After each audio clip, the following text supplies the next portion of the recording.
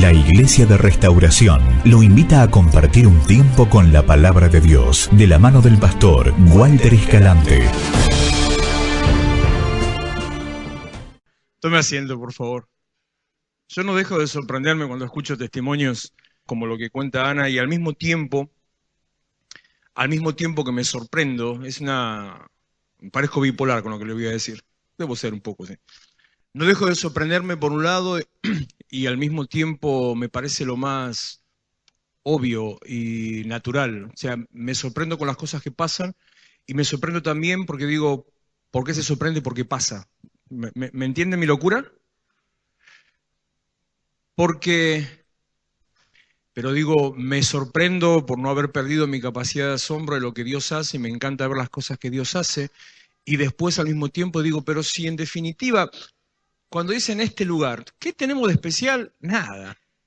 Absolutamente nada. Es más, le puedo asegurar, si le abriera mi corazón un poquito carnal, que hay un montón de lugares que hasta me provocan envidia. O sea que no tenemos absolutamente nada, pero para nosotros es normal solamente movernos dentro de lo que la palabra de Dios dice y nada más. Y hay dos principios en la Biblia para la bendición, para la prosperidad específicamente. Son solamente dos principios básicos, dos cosas básicas. Una es adorar. En el adorar se incluyen unas cuantas cosas. El adorar es la vida rendida a Dios, adorar es darle a Dios, con un corazón de adoración, como estaba explicando Ana. La otra es acordarse del trabajo de Dios, o sea, rescatar a aquellos que están en oscuridad. Si hacen esas dos cosas nada más, Dios prospera. La Biblia es simple, el plan de Dios es simple, los hombres los complican. Y sí reconozco muy a mi pesar, que hay quienes se aprovechan de eso. Reconozco que muchas veces la iglesia cristiana, que yo no sé cuántos años hace que está la Universal en Argentina, ya perdí la cuenta, pero calculo por lo menos 20 años, por lo menos, puede ser más. La iglesia cristiana siempre le ha sacado mano a la Universal criticando lo que hacen, y es cierto, porque es una estructura de manipulación y de estafa lo que hacen, es un plan bien orquestado y le funciona bien, que apunta solamente a la manipulación y a la estafa. Pero lamentablemente, muchas veces la iglesia que critica se convirtió en lo mismo que critica. Y por eso muchos de ustedes han llegado en esa condición. Yo mismo he sido en algún momento víctima de manipulación psicológica y económica, pero la palabra de Dios es muy clara, muy sencilla. Recuerdo cuando recién empezábamos la iglesia y después de una semana de culto seguido que tuvimos de inauguración, en aquella época tenía más aguante que ahora. Ahora no sé si lo aguanto ahora.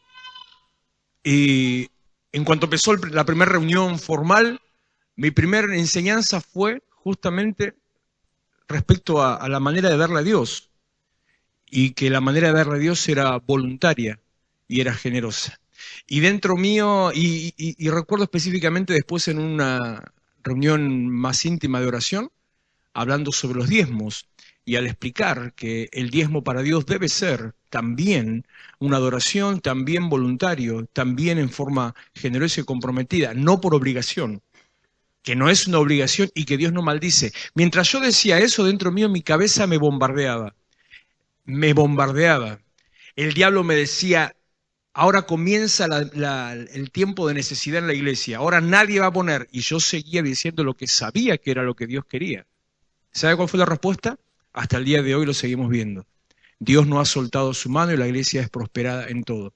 No nos falta un peso para nada, nos sobra para evangelismo, porque yo no sé de dónde sale la plata, pero cuando hay que hacer eventos, cuando hay actividades, cuando tenemos que hacer ya sea los tratados o ahora que estamos haciendo los eventos en las plazas, siempre en el momento aparece y sobra, y siempre termina sobrando todo lo que se hace. Es la manera de darle a Dios.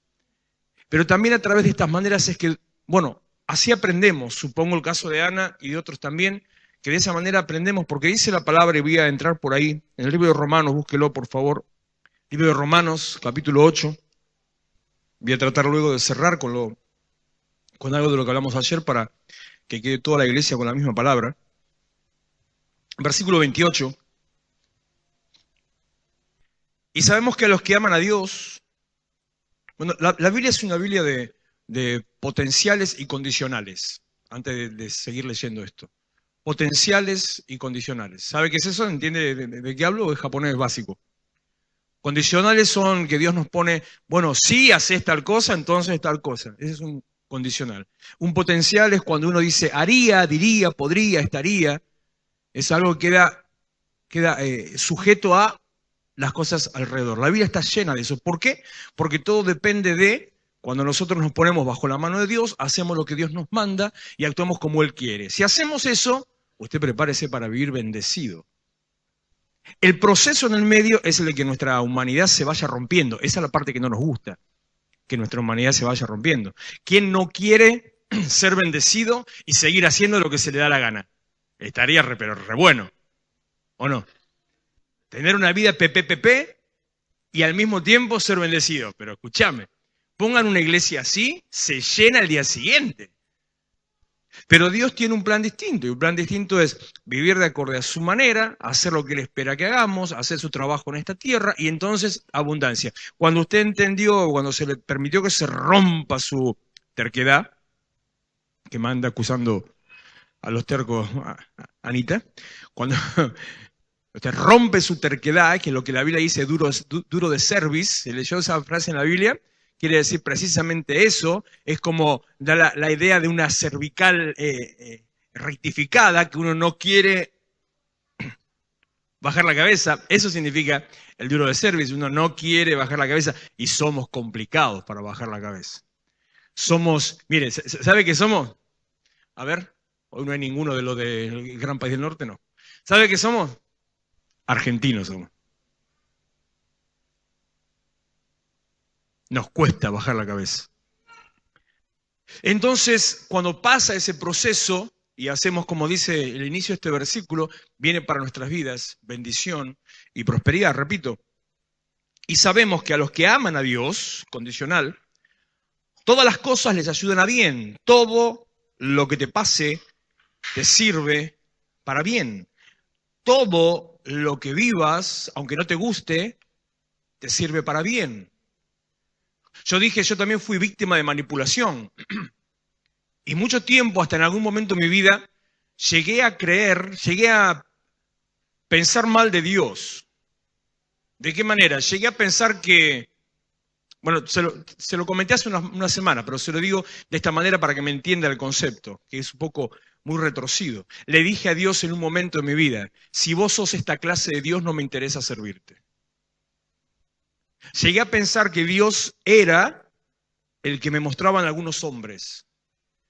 Llegué a creer que en realidad estábamos bajo un manto de opresión. Llegué a pensar que Dios era manipulador, que Dios era extorsivo. Llegué a pensar que Dios obraba como algunos dictadores latinoamericanos que abundan y siempre abundaron y va a seguir abundando. Eso fue, por eso repito, manipulación económica y manipulación psicológica. Hasta que, bueno, gracias a eso, y a las crisis, y a las caídas, y a los golpes, y a los llantos, y a las heridas, gracias a eso, hoy yo puedo decirle que si usted solamente adora a Dios en la manera que corresponde y se entrega a hacer la obra de Dios, su vida va a ser bendecida y prosperada. Y no hay duda de que eso va a ser así. A los que aman a Dios todas las cosas le ayudan a bien. Esto es, a los que, y acá viene la frasecita que me importa, de la cual hablamos todo el tiempo y de la cual hace un par de meses más que nada vengo diciendo constantemente. Esto es, a los que conforme a su, ¿qué dice? ¿Llegó el, bien? ¿Vamos bien? Propósito. Fuimos creados con un propósito, fuimos llamados con un propósito. Fuimos salvados con un propósito. Nuestra vida no es simplemente para estar dando vueltas, no venimos a ocupar un lugar para nada. No estamos simplemente llamados a vivir tu vida y nada más. Algunos se equivocan cuando leen algunos textos de Eclesiastés, capítulo 9, pero no recuerdo los versículos, no lo voy a buscar. Me vino a la mente y se lo recito nada más. Porque Eclesiastés dice en un momento, en capítulo 9, dice hasta el capítulo 11, distintos conceptos, dice... haz lo que quieras. Viví tu vida, disfrutá, porque esto es lo único que queda. Después todo lo demás, ¿de qué sirve? Viví, comé, tomá, disfrutá. Y algunos creen que ese es el concepto de Dios. Que uno tiene que vivir su vida, tiene que vivir su día, que no hay otra vida y hay que disfrutarlo. Pero el que escribió eso, cuando Salomón escribió Eclesiastés, el tipo estaba apartado de Dios, deprimido y en la más profunda de las necesidades. O sea, no estaba hablando desde el corazón de Dios, sino que estaba hablando desde la visión de un hombre que se había alejado de Dios. Por eso cuando llega al capítulo 12, el último capítulo de Eclesiastés, él dice, termina después de todo lo que divaga. Si usted lee Eclesiastés, no sé si lo habrá hecho o no, pero si usted lee el libro de Eclesiastés, es un divague todo el tiempo, dice tonterías, habla, parece que está filosofando, para mí se fumó algo. Habla y habla y habla y habla y habla. Por eso cuando llega al final, dice estas palabras, el fin de todo discurso conocido, o sea, de todos sus propios discursos, el fin de todo discurso conocido es este, se dio cuenta. Dice, teme a Dios, guarda sus mandamientos. Le cayó la ficha, al final de los tiempos, fue rescatado, fue bendecido. Tenemos un propósito, Dios tiene para nosotros un lugar. Miren, la palabra propósito, si trato de hacer una explicación un poco más sencilla pero etimológica del significado de la palabra propósito, tiene que ver con lugar. Tiene que ver con lugar. La palabra propósito se divide en dos palabras, una palabra compuesta. Tiene no me acuerdo cómo se llama lo que va antes, pero es el pro, que significa ir hacia. Usted va hacia algún lugar, hacia una posición. El pósito habla de posición. Cuando usted tiene un propósito significa que va hacia una posición, va hacia un lugar. Dios tiene para nosotros un lugar y una posición. Hoy la juventud está un poco complicada. Yo tengo una carga muy fuerte sobre el tema de la juventud en ese sentido, así como de los niños en la formación en Cristo. Pero la juventud de hoy día está muy complicada porque las metas que tienen, ¿saben hasta cuándo llegan? Las metas que se ponen los chicos. Porque se acostumbran, han perdido directivas, han perdido incentivo, han perdido mentoreo, nadie los guía, nadie los dirige, nadie les pone algo para alcanzar. Nuestra misma clase política ha mostrado que de nada sirve esforzarse. Las cosas que hemos visto en el país te muestran que viví tu vida y nada más. Entonces la juventud no tiene propósito. Y es un problema. Hablo con mi hijo, el del medio, el más rebelde porque está en la edad, porque los chicos tienen picos, ¿no? ¿Viste que tienen picos? Son súper santos sumisos, son súper rebeldes, después maduran y son gente normal. Bueno, como tengo 5, van pasando todos en algún momento llegan al pico. Ahora tengo uno en el pico. Y en el pico, en 3 meses termina la escuela. Digo, ¿qué va a hacer? No sé. Y no es alguien que no se le esté incentivando todo el tiempo, no es alguien que no se lo esté guiando todo el tiempo. No sé. En cambio, ¿en qué piensa? En la juntada de la noche. Eso es todo lo que puede llegar a pensar. Pero Dios no destinó esa manera de vivir para nosotros. Nosotros no estamos formados por Dios para solamente pasar el día nada más y cuando empiece el día de mañana, bueno, parece la película esa del Día de la Marmota, ¿la vio? ¿Cómo la vio esa película? ¿No vio esa película? Me rompieron el speech ahora. Y no está Guilla que se conoce todo. La película del Día de la Marmota es bastante trucha, pero deja una enseñanza más allá. Es un tipo que se despierta, fue a hacer un trabajo periodístico en un lugar, a un pueblo donde se festeja el Día de la Marmota. Los americanos tienen esa cosa rara, ¿no? Como no tienen tantos problemas, entonces festejan el día de cualquier cosa. Entonces se festeja el Día de la Marmota. ¿Viste? Entonces, la cuestión es que el tipo pasa el día, le pasan determinadas cosas, qué sé yo, llega la noche, se va a dormir, cuando se despierta, vuelve a empezar el mismo día otra vez. Y se vuelven a repetir todas las situaciones, todo lo mismo otra vez, hasta que el tipo se da cuenta, ¿no? Y así pasa y constantemente se repite el día. No fuimos llamados para eso. Nuestra vida tiene un propósito. Primeramente, lo dije ya varias veces, fuimos creados para la alabanza de la gloria de su nombre, para que a través de nuestra vida el que no conoce a Dios pueda terminar glorificando a Dios. Fuimos llamados para mostrar las cosas que Dios hace, para que brille Cristo, refleje Cristo su poder en nosotros y que otros conozcan, los que están en la oscuridad, conozcan que hay algo, que hay una dirección que se puede seguir. La gente no sabe. Cada vez, hace poco me pasó, me quedé sorprendido. Hace 15 días estoy hablando con un comerciante inconverso el tipo, de esos que se dicen creyentes. Yo conozco gente que se dice creyente. Mi papá era uno de esos. Él se decía creyente, nunca en su vida iba a la iglesia. Jamás. Pero como era amigo del pastor, de un pastor en el barrio de él era creyente. O si fuera a la iglesia, no sé, iría una vez al año, una cosa así. Entonces, este hombre, en una situación familiar, me dice, conversando sobre temas varios, me dice, la gente no sabe que necesita a Cristo. Yo dije, miércoles. Digo, me sorprendiste. Porque todas las reuniones, o al principio o al final, termino y empiezo un mensaje diciendo eso, porque es la realidad. La gente no sabe que necesita a Dios. Para eso estamos nosotros. Para eso estamos acá. Ese es nuestro propósito. Entonces, todas estas cosas que nos suceden, los problemas que tuvo en una iglesia, los problemas que tuvo tal vez en su casa, un conflicto económico, un problema matrimonial, un problema con una relación, con un trabajo, un problema afectivo, ¿quién no tiene problemas? Todas esas cosas son para ayudarnos para bien, moldear nuestra vida, transformar nuestro carácter, modelarnos y dirigirnos hacia la dirección que Dios tiene para nosotros. Él permite que pasen esas cosas porque Dios tiene con nosotros un propósito y tiene que dirigirnos para ese propósito. Entonces, cuando tengo un conflicto, cuando tengo un problema, cuando me pasan cosas, ¿qué tengo que hacer? ¿Agarrarme las piñas con el que lo está originando? ¿Cómo que sí? ¿Pelearme con el vecino? ¿Mandar a frechurro a la cuñada? ¿O a la suegra? No, ¿cómo? Pero están todos malos y están todos agresivos esta mañana. No se hace eso. Cuando tengo un conflicto, cuando estoy siendo perturbado, cuando veo que las cosas no me salen como me deben salir, y lo primero que tengo que enfocarme es en esto. ¿Estoy siendo llamado conforme al propósito de Dios?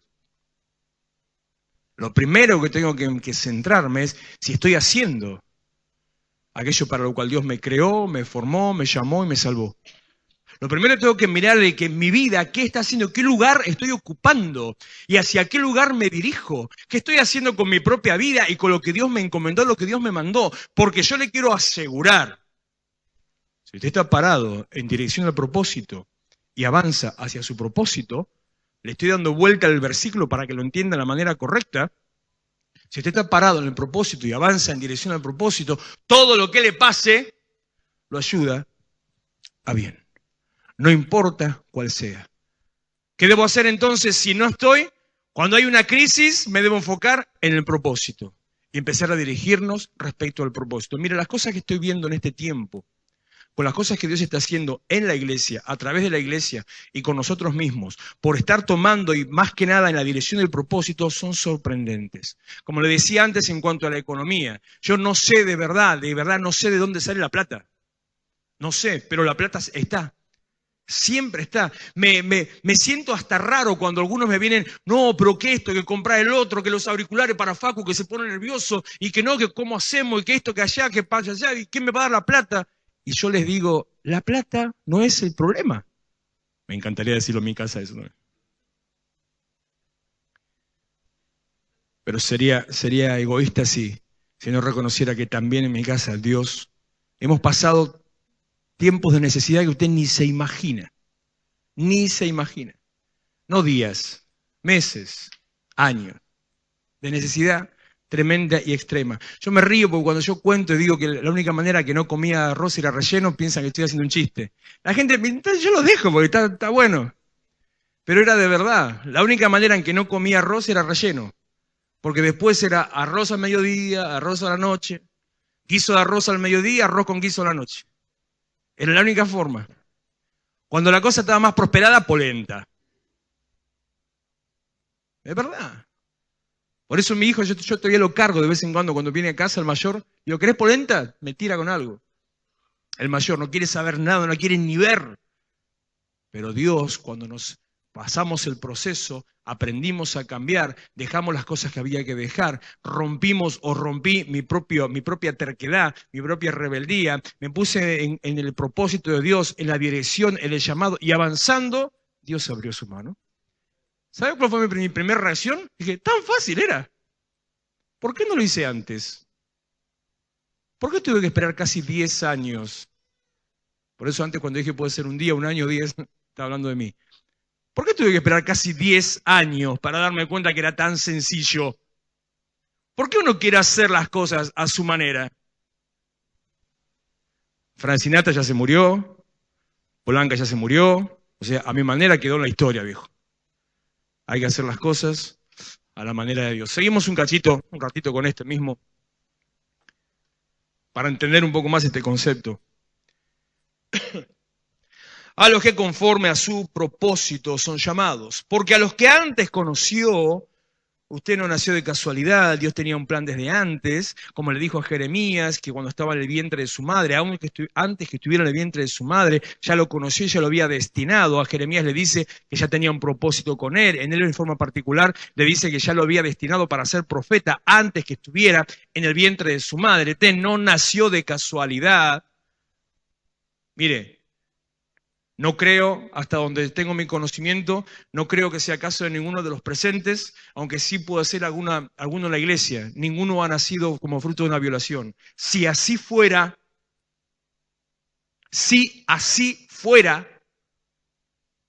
estaba dentro del propósito de Dios. Orquestado con Dios para moldear tu vida en algo específico, de una manera particular, que iba a ayudar a que te encamines en el propósito que Él tiene con tu vida. Todas las cosas nos ayudan para bien. A los que antes conoció también los predestinó para que fuesen hechos conformes a la imagen de su Hijo, para que Él sea el primogénito entre muchos hermanos. Y a los que predestinó, o sea, a los que antes había conocido, a estos también llamó. Hemos sido llamados. Formados, llamados. Fíjese cómo vamos con la misma línea, la misma dirección, solo que Pablo acá lo está agrupando como todo juntito, hace un combo y nos presenta toda la situación junta. Hemos sido formados, hemos sido llamados. A los que llamó, a esto también justificó.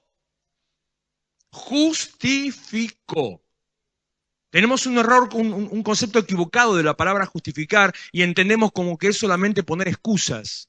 Cuando uno se justifica porque no hizo las cosas a tiempo, porque no entregó la tarea, porque no terminó el trabajo, porque no limpió lo que tenía que limpiar, porque no hizo la cama. Como verán, el tema adolescente en mí está siempre, ¿no? Estoy en el pico de la ola, estoy pasando por ese proceso. ¿Vos también estás en esa, no? Faltan 2, encima, pero a las 2 ya las estamos entrenando de chiquita. No, esas ya van entrenadas para que no llegue al mismo conflicto. Y ya no tienen tanto problema. Mirá, se levantan solas antes de las 7 de la mañana. Van a la escuela de la mañana, este año las cambiamos y se levantan solitas, 7 menos 10 están levantadas con la cama hecha. ¿Tú lo puedes creer? Impresionante. Espero que a los 15 no se tuerzan. ¿Vos decís que se tuercen? ¿Sí? Bueno, vamos a orar para que no. Cuando viene ese pico, ese proceso de rebeldía, de cambio, de transformación, cuando usted no hace las cosas que debería, cuando usted está buscando excusas de todo tipo. Hoy me dijo una de la iglesia, no voy a tal lado, no voy a hacer tal otro, pero ¿qué te pasa? 1000 excusas, me dice. Y después le sigo preguntando y no me dijo más nada, se quedó en 1000 excusas. Justificar no es poner excusas. Justificar es que Dios decidió, porque Él quiso, que nuestra vida, aunque no sea lo perfecta que debería ser, aunque no hagamos las cosas en la manera correcta que deberíamos hacer, Dios decidió que nuestra vida tiene gracia delante de Él. Romanos capítulo 5, un ratito y vuelvo para acá, versículo 1 hasta el 8 o el 8, ya leo. 5:1. Justificados por la fe, hechos justos por la fe, tenemos paz para con Dios por medio de nuestro Señor Jesucristo, porque también tenemos entrada por la fe a esta gracia en la cual estamos firmes y nos gloriamos en la esperanza de la gloria de Dios.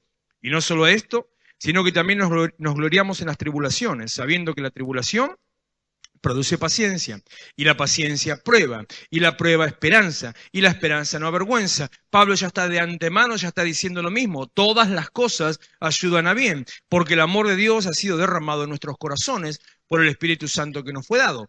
Porque Cristo, cuando aún éramos débiles, a su tiempo murió por los impíos. Ciertamente apenas morirá alguno por un justo, con todo pudiera ser que alguno osara morir por el bueno, mas Dios muestra su amor para con nosotros en que siendo pecadores, Cristo murió por nosotros. Nuestra vida delante de Dios no tiene el valor que nosotros pensamos que tiene. Nuestra vida delante de Dios tiene el valor que Él desea darnos. Hoy es el Día del Niño, ¿no? Ayer Solano era intransitable, imposible. Tremendo lo que era, hay muchas jugueterías. Las calles era 8:44, ni les cuento, ya que nunca se puede manejar por ahí. Ayer, peor, nada. Todas las calles llenas de autos por todos lados, gente, usted veía gente con bolsas por todos lados, cruzando por todos lados. ¿Fue alguna juguetería usted? ¿Vio los juguetes que hay? A ver, piense, qué sé yo, a ver. ¿Algún autito al que le suene la bocina? ¿Cuánto vale? ¿Chiquitito? 500 pesos.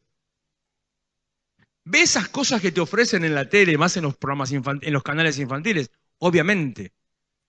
Viene el auto de la no sé qué con qué sé yo sé cuánto del otro que usted va y averigua. Y es una porquería así, que tiene un cuchuflo al lado que es otra porquería así, 1.500, 2.500, 3.500, 4.000 pesos, 5.000 pesos. Es imposible, es una locura. Es una locura. Ahora, explíqueme lo que yo vi ayer. Todos los negocios llenos de gente, todas las calles llenas de autos y la gente saliendo con bolsas por todos lados. No lo entiendo. La gente se dispone en situaciones especiales a pagar por las cosas lo que no vale. Usted protesta, dice no lo vale, va y lo paga. ¿Sabe qué hace cuando paga lo que no vale? Cuando usted está pagando algo por lo que no lo vale, ¿sabe qué está haciendo? Lo está avalando. Está reconociendo ese precio. Al estar pagando algo que usted sabe que no vale, pero lo paga, está admitiendo que eso vale, eso que usted está pagando. ¿Sí me entiende, no? No porque el objeto en sí lo valga, sino porque dos personas, el que lo vende o el que lo hizo, decidió ponerle un precio y el que lo compra decidió pagarlo. Podríamos hablar ahí 1.000 ejemplos de los agricultores del norte, del costo del transporte, de qué sé yo, tantas cosas, pero hay una relación que no es la correcta entre costo y valor. Nosotros no valemos para Dios lo que nosotros creemos que valemos. Nosotros valemos para Dios, primero, lo que Él decidió cobrar porque es el que nos formó. Segundo, lo que Él decidió pagar porque es el que nos compró. Por lo tanto, aunque nosotros veamos nuestra vida marcada, lastimada, herida, con un montón de cosas, usted conoce su vida, ¿no? ¿Quién puede decir yo soy perfecto? A ver, levante su mano. Ah, bueno, esperaba que alguno levantara la mano, te puedo asegurar. ¿Quién puede decir no cometí errores? No me equivoco. Entonces yo a las 4 cuando les agarra un ataque, yo le digo, yo siempre tengo razón. Se ponen furiosas. Pero las 4 juntas, más las chiquitas, furiosas se ponen. Obviamente, por supuesto, yo no estoy creyendo que lo que estoy diciendo es verdad. Por supuesto que yo no creo que siempre tengo razón, aunque siempre tengo razón, pero yo no creo que siempre tengo razón.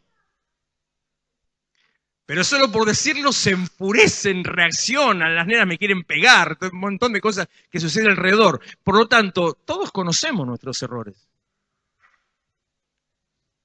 El error que cometemos al conocer nuestros errores es que nos presentamos delante de Dios creyendo que valemos lo que nuestros errores dicen que valemos. ¿Me entendió? Por lo tanto, nos presentamos delante de Dios diciéndole no sirvo. ya fallé, no te puedo servir. Estoy fallado, tengo una grieta, tengo un agujero, tengo una herida, estoy rengo, estoy tuerto, estoy chueco. Pero Dios pagó por mí no lo que yo valgo, sino lo que Él decidió, cuándo me formó y cuándo me compró. Ese es el valor que tengo para Dios. Para llegar a ese pago es que Él entregó su sangre y ahí es donde Él nos justifica. Y al justificarnos es que nos lanza, nos manda al cumplimiento de su propósito. Volvemos al capítulo 8, que ya enseguida terminamos. Cuando nos forma, cuando nos moldea, nos prepara y nos lanza al cumplimiento de su propósito. Todo esto tiene que ver con un propósito. Nuestra vida, decía un autor, un conferencista cristiano, que murió hace unos 4 o 5 años, decía siempre como un texto, un lema de su vida, el problema no es morir, sino morir sin haber tenido un propósito, sin haber cumplido un propósito. Una vida que no cumplió su propósito fue una vida perdida.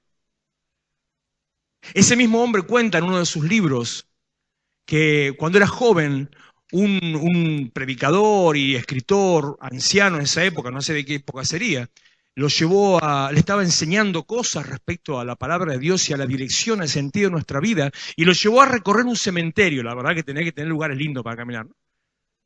Iban conversando, salvo que los cementerios en Londres sean lindos, no sé cómo puede ser, ¿no? Iba caminando por el cementerio, entonces de golpe el hombre anciano le dice a este joven predicador, le muestra las tumbas y le dice, ¿qué ves? Y este dice, tumbas. Dice, no, ¿cómo que no veo tumbas? Dice, todo lo que estás viendo son propósitos incumplidos. Una vida que nos sirve para cumplir su propósito es una vida que nos sirve. El propósito en nosotros no depende de la calidad que creemos que tenemos. ¿Usted está fallado? No importa. Sirve. ¿Está chueco? No importa. Sirve. Si se le queda el auto, si se le pincha una goma, no tiene cric, le puedo asegurar que con unos ladrillos lo levanta. No importa. Si no tenés una llave 916 o una llave de media, no tenés ni siquiera una francesa, agarraste una pico del oro vieja y aflojá la tuerca, ¿o no? No importa. No interesa lo que creamos de nosotros. Interesa cumplir el propósito. Avanzo para ir terminando, donde nos quedamos en el capítulo 8.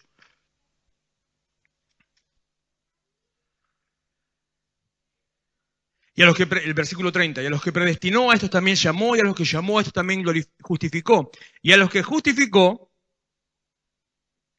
a estos también glorificó. Señores, viene un tiempo, estamos caminando hacia eso, viene un tiempo de cumplimiento para la iglesia que usted lo va a ver en este año. No es una palabra que la diga en forma vana, no es algo que lo digo porque no tengo nada que decir, no es solamente una expresión de deseo, es algo que el Señor puso en mi corazón meses atrás y estoy convencido y cada día me convenzo más que esto va a ser visto. Va a llegar un momento y eso va a ser en este año, hacia fin de este año y el año que viene en forma más concreta, en forma realizada, donde Dios va a separar las aguas en medio de la iglesia, de las iglesias, de las personas.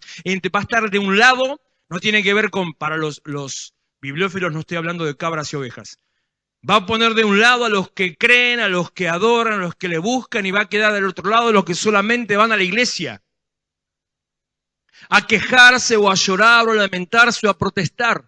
Como uno que me escribe hace unos días y me dice, pastor, estoy triste, otra vez ganaron estos sinvergüenzas. ¿Qué tiene que ver? ¿Dónde está puesta tu fe, hombre? ¿De quién dependés? Sí, por supuesto, tiene que ser sabio y bíblico para votar, pero en definitiva no depende del gobierno de turno. Usted depende de Jesucristo, que es el que lo formó, el que lo llamó, el que lo salvó, el que lo rescató y el que lo lanzó para cumplir su propósito. A mí no me importa quién gane, porque entonces ¿qué? ¿Los cristianos en países comunistas no pueden cumplir su propósito? No interesa quién sea. No, pastor, es que Dios a mí no me bendice, me dice. Deja de cacarear y de mariconear. Creer, adorar, buscar, entender que todas las cosas te ayudan para bien. Entonces, ¿de qué manera va a ser visto? ¿Cómo es que Dios los va a separar? Porque va a llegar el momento donde los que estén en esa situación, que ven que nada se les da, Lo va a ver usted, lo va a ver usted bendecido, lo va a ver bendecido, lo va a ver este prosperado, que no sabe cómo le alcanza para pagar las boletas. Una hermana cristiana, obviamente, hermana cristiana, publicó en Facebook estos días, puso una foto de la boleta a la luz. Tengo una gana de decir el nombre, pero no es correcto. No es correcto. Publicó una foto de la boleta a la luz. 7.700 no sé cuántos pesos le vino. 7.700 y pico, no sé cuánto. Y la hermana parecía que estaba escribiendo un rosario abajo, la hermana. Y este Macri, la hermana. Y yo digo, hermana, ¿qué es lo que haces en tu vida? Si la iglesia, mire lo que es esto, mire lo que es eso, mire lo que es el sistema, mire la caja de sonido, mire los caloventores, los aire acondicionados, lo que está en el fondo, menos la cocina, todo eléctrico. La iglesia no llega a 2.000 pesos por mes. Y es mucho para si fuera una casa. En mi casa, bueno, vos no te puedo preguntar porque estás con el negocio. En mi casa, que es una casa grande, no llegamos a pagar 700 pesos, calculo, creo, por ahí, de luz. ¿Qué haces para pagar 7.700? ¿Sabés qué haces? Bueno, no sé si lo paga, para que te venga una boleta de 7.700. ¿Sabés qué haces? Cuando viene la prueba, cuando viene la lucha, cuando viene la necesidad, en vez de aferrarte a Dios, empezás a insultar al gobierno. Cuando estás en la iglesia, en vez de venir a adorar a Dios, estás esperando que Dios te dé algo. Cuando tenés que ir a la iglesia, cuando tenés que buscar a Dios, cuando tenés que congregar, ahí sí lo que pones son excusas todo el tiempo. Cuando viene el conflicto, en vez de fijarte si estás encaminado en el propósito, estás diciendo, otra vez Dios no me bendice. No te quejes si las cosas no salen bien. ¿Hay problemas? Sí, Señor. ¿Hay crisis? Sí, Señor. ¿Hay necesidad? Sí, Señor. Mis ojos mismos la ven. Siguen abundando permanentemente comedores infantiles por todos lados. Todos los días me llaman de algún lado para alguno nuevo que se quiera agregar. Le doy gracias a Dios que en este tiempo nos da de una manera sorprendente. Nos mandan, el Ministerio de Desarrollo Social nos manda 10 toneladas de mercadería por mes. 10 toneladas de mercadería por mes. El mes pasado tuve que decirle, no tengo dónde guardarlo. ¿Cómo que no? Me dice. No, cancélelo hasta septiembre, no me mande la mercadería, no tengo lugar. Tuve que pedir un depósito, me prestaron un depósito. Este es el tipo ese que me dijo, el que le estaba contando antes, que me dijo que la gente no sabe que necesita a Cristo. Me prestaron un depósito en un local que yo quise alquilar hace 5 años. Cuando nos estábamos por ir de allá, había un local, no sé, capaz que te acordás, a 2 cuadras en una esquina que tenía el techo quemado. Ahí hay un depósito ahora, me prestaron ese lugar, volvimos al mismo lugar, increíble. Tiene lugar de sobra. A partir de dentro de 15 días empieza otra vez. 10 toneladas de mercadería por mes, va todo para ahí. Y es lo que te comentaba el otro día. Y se empieza a acumular en ese lugar. Entonces podemos suplir, podemos asistir, sí hay necesidad. Sí, es cierto, pero usted decide qué quiere hacer con esa necesidad. Usted decide a quién quererle, de qué lado está. Usted decide si va a llorar con los que no tienen o le va a dar a los que no tienen. Usted decide si va a estar metido en la oscuridad o si se pone del otro lado simplemente a alumbrar. El Señor nos mandó para alumbrar. Así alumbre vuestra luz delante de los hombres, para que sean vistas vuestras buenas obras y glorifiquen al Padre que está en los cielos. Dios nos llamó para alumbrar. A estos también glorificó, viene este tiempo donde va a ser glorificado. Por eso hay algunas sacudidas espirituales, por eso el diablo se levanta contra algunas familias y contra la iglesia. No le quiero hablar de eso porque yo al diablo no le doy ni 5 de importancia ni de lugar, pero veo lo que está haciendo. Tiene que afirmarse, tiene que creer, tiene que ponerse fuerte, tiene que entender el propósito para que tiene y que todas las cosas les van a ayudar a bien. ¿Qué pues diremos a esto? Si Dios es por nosotros, ¿quién contra nosotros? El que no escatimó a su propio Hijo, sino que lo entregó por todos nosotros, ¿cómo no nos dará con Él también todas las cosas? Cuando yo recién conocí al Señor, recién convertido, leí este versículo y dije, no, qué desgraciado. Recién convertido, recién. Como si encima Dios me dio a Jesús, yo le voy a estar pidiendo otra cosa. Y dice, el que estaba predicando, dice como ejemplo, dice, aquel que le regaló una casa, ¿cómo no le va a dar también una heladera? Dio ese ejemplo para comparar esto. Y yo lo escuchaba y decía, sos un sinvergüenza, encima que te regaló la casa, ¿le sacás una heladera? Eso pensaba yo, un pensamiento opuesto al propósito de Dios. Después entendí, no está diciendo, no está hablando de abuso, está diciendo, el que te dio lo que más le vale, ¿qué le importa darte otra cosa ya? El que te dio todo lo que tenía, cualquier otra cosa perdió su valor, no le interesa, te lo da. Entonces entendí que si Dios me dio a Jesucristo para que Él muera por mí, con Él vienen también todas las cosas. Tiempo de ser glorificado en medio del pueblo, en medio de la sociedad. 2 o 3 versículos más, que le leo y ya nos vamos, ya nos vamos. ¿Dónde me quedé? Acá, 33. ¿Quién acusará a los escogidos de Dios? Dios es el que justifica. ¿Quién es el que condenará? Cristo es el que murió. Más aún, el que también resucitó. El que además está a la diestra de Dios, el que también intercede por nosotros. ¿Quién nos separará del amor de Cristo? ¿Tribulación, o angustia, o persecución, o hambre, o desnudez, o peligro, o espada? Como está escrito, por causa de ti somos muertos todo el tiempo, somos contados como ovejas de matadero.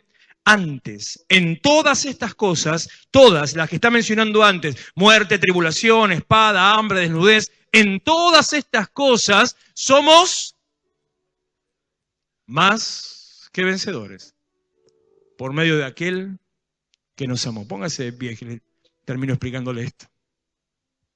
Más que vencedores.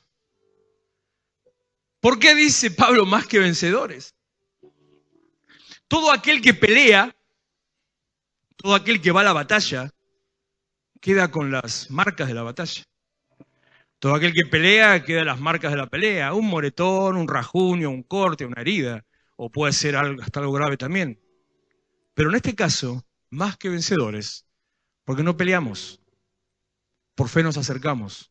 Jesús peleó, derramó su sangre. 1 Corintios capítulo 6, versículo 20 dice que fuimos comprados por el precio de su sangre. Por eso le dije que el valor no es el que nosotros creemos, el valor es aquel que decide pagarlo. Usted vale el precio de la sangre de Jesucristo. Él peleó por nosotros, Él libró la batalla, Él murió, derramó su sangre, resucitó y nosotros recibimos los beneficios. Más que vencedores, vencimos sin haber peleado, vencimos sin marcas ni heridas. Cierra sus ojos, por favor. Señor, te doy gracias. Adorando tu nombre, Señor, por este tiempo, por esta mañana, por esta palabra, Señor, con la que cautivaste mi corazón.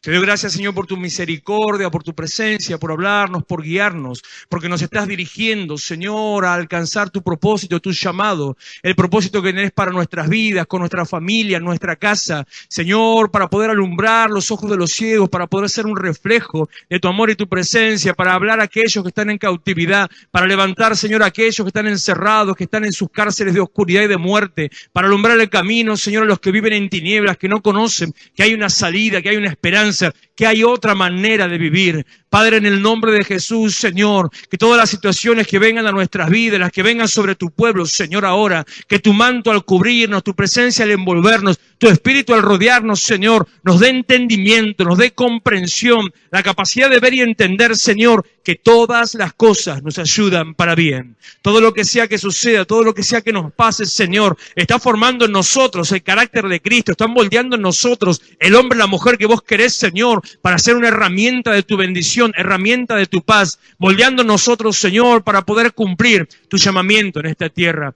Hemos sido creados con un propósito, hemos sido llamados con un propósito, salvados con un propósito, hemos sido, Señor, y aún todavía seremos levantados, glorificados con este propósito. A ti sea toda la gloria. Te adoramos, Señor. Iglesia de Restauración, Avenida San Martín 2324, Florencio Varela. Los esperamos los miércoles a las 20 horas, sábados 19:30 y los domingos, reunión de jóvenes a las 18 horas. Vení a encontrarte con tus sueños.